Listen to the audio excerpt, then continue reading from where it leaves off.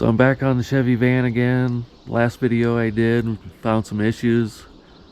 This video we're going to take care of them and take care of a few more things. Let's get into it.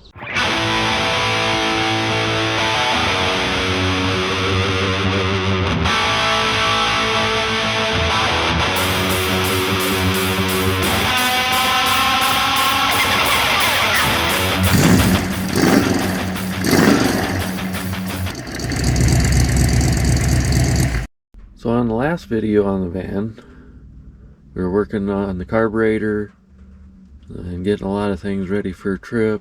Found out that the fuel pressure is a little too high, so I needed to put a fuel pressure regulator on it. And I also found out that it has a big vacuum leak down there around the carb adapter. So right now, since it's rainy and cold outside, I'm working in the van. I'm going to take the carburetor off, swap out that carb adapter. Once I get the carb off, we'll compare the two, the new one and the old new one, I guess, and we'll go from there. So I got the carburetor off. This is the carb adapter. It's a Spectre. This piece comes out. You could flip it over, use it the other way. I don't know why it leaks, but it's definitely leaking. I guess because the aluminum on the side is so thin that maybe it flexes or something.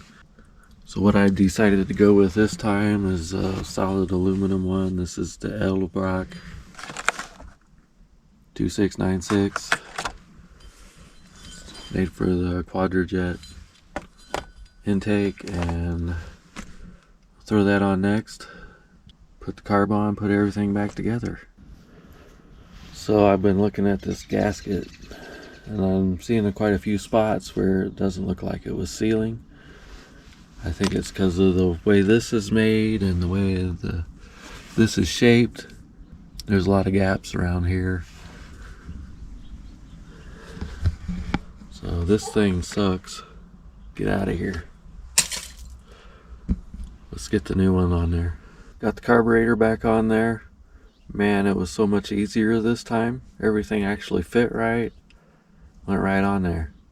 I also needed to put on a fuel pressure regulator. We'll go over that in a little bit. I've been making a list of stuff that I need to fix, finish up, whatever. One of the things is the ignition switch. You gotta turn the key as far as it goes to get it to crank over. So I need to adjust that switch. So since the engine cover's out of the way, I'm gonna go ahead and jam my head up in from this direction and see what I can figure out on that. If I can show you what I'm doing, I'll get the camera up in there and show you how to do it. Okay, so to get to the switch, I had to take the cover off the bottom here. I had to take this bracket off. And now I can see the switch. Get a light up here so you can see. It's right there. You can see a little bolt. That's part of the adjustment. See if I can click the key here and you can see the rod move right there. So we're going to loosen this bolt, and there's another bolt on the end of that switch, and it's slotted right there. So we're going to push it back and just tighten everything up and put it all back together. Should be good. Alright, I got the ignition switch adjusted. One more thing I can cross off the list. I'm going to leave this cover off because I still got to work on the heater controls. Figure out why the heater motor isn't working. So I think before the sun goes down, I'm going to go ahead and start pulling this apart so I can examine everything real good. Finally time to put some shocks on this thing. I'm going to go with some Monroe Gas Magnum. To the front, here's part number. Made in the USA. Last I knew it was made in Monroe, Michigan. Now on the back we're going to go with Monroe's too. Here's the part number for that. So I believe these are called the Max Air. They're air shocks. Figured that'd be helpful for towing, or if there's load in here or whatever, help level it out. Air shocks do come with some hardware. Long bolts for I think the top, And here's your air hose and clips and all that good stuff too. Even comes with directions. Spiffy. So let's get these put on next. Work on something else. I have this set of factory floor mats. They're old, dusty, crusty. Some of it's missing. But as you know, if you have a van, you can't just walk in the auto parts store and buy a set of floor mats. Now I know that these can't be restored, but could a guy make them look a little better, maybe last a little longer? I'm going to try it. I'm going to try using a little Flex Seal. Maybe that'll make them look a little nicer and last a little longer. I'm okay with that. So last night I scraped them and got a bunch of the crusty stuff off. And I just heated up the garage real good. I'm gonna hose them down and we'll check it out. It says 24 hours before it's cured. Till then, I gotta get back on the van. So I'm gonna hit this real quick with some Flex Seal, and then I'll start working on the van some more. Not ready to fire it up. Well, they look better anyways. Went ahead and used the whole can. I figure I'd give it its best shot. I need to get some fresh air. All this dries and the garage air is out. But we'll check on these tomorrow and see how the end result is. So I got the carburetor done. Gonna have to fine tune it some more because of the vacuum leak before is gonna have everything messed up. And I got the pressure regulator mounted in here. Well, not really mounted, but it's in there. I was looking for a place down here to mount it because there's not a lot of spots in here, but if I mounted it there, I couldn't get to it to adjust it. And when I was adjusting it, I wouldn't be able to read the gauge. So I went ahead and put it up here.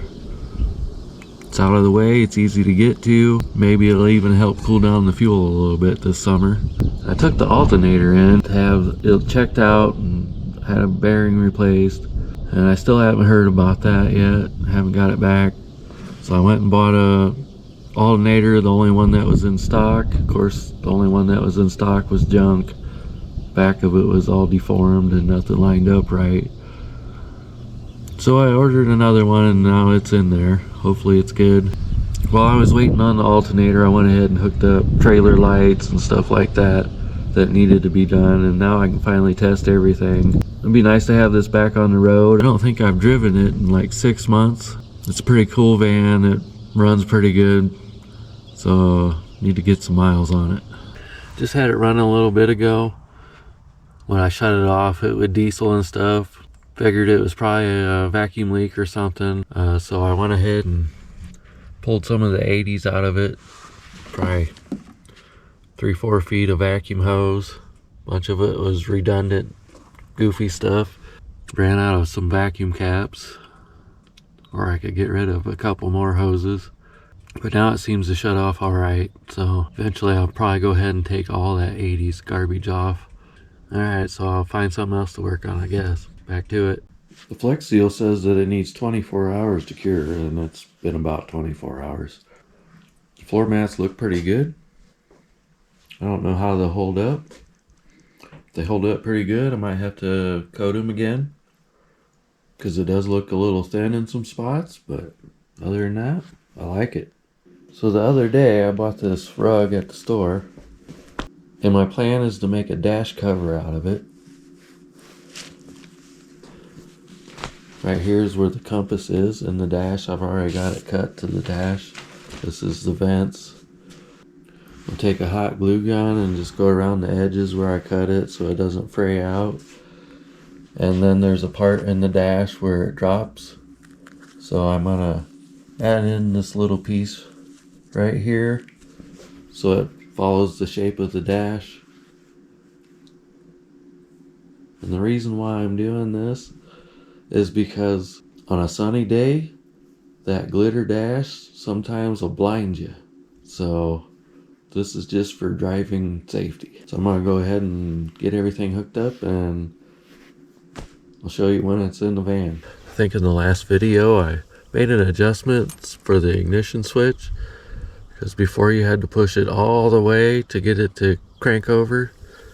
But last night I took it for a drive in the dark and I couldn't turn off my brights. So I had to readjust it again. Show you what I'm doing.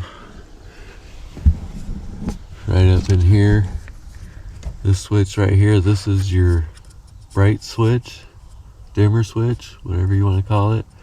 And up in here's your ignition switch. There's a bolt right here, there's one in the back. This has an adjustment, it'll slide back and forth. If you take this bracket off, it goes on the steering column right here. Makes it real easy to get to. These are 5/16 bolts. Your best bet is to have a wrench ready. Can't get a socket in there. So just a heads up, if you adjust it, test the brights or the dimmer switch. Seems to be like a happy medium between both of them. So yesterday I finally figured out why the fan switch wasn't working for the heater. It was the brown wire. Brown wire is the power wire. I got that hooked up. It's working fine.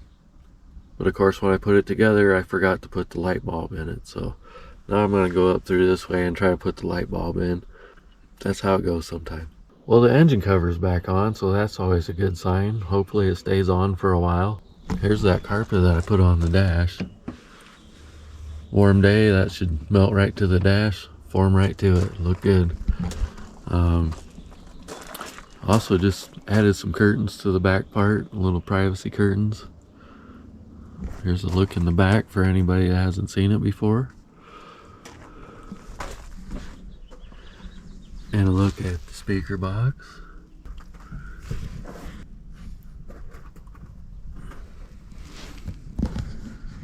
Well, I think I've done about all I can do with it. Hope it's ready for the road trip. I'll take it for a test ride here in a little bit and give me a couple of days to work things out if I find something else it needs. So I guess that's it for this video. Thanks for watching. If you want to like and subscribe, that'd be cool. Maybe leave a comment. Bye. For anyone that was wondering about the Jeep, here it is, still as it was before. Now that the van's finally done, I'm one step closer to getting back on this. Just got a few things that I got to service on some other vehicles before I can jump on it. Then we'll get back on this and hopefully at least make it look like a Jeep again.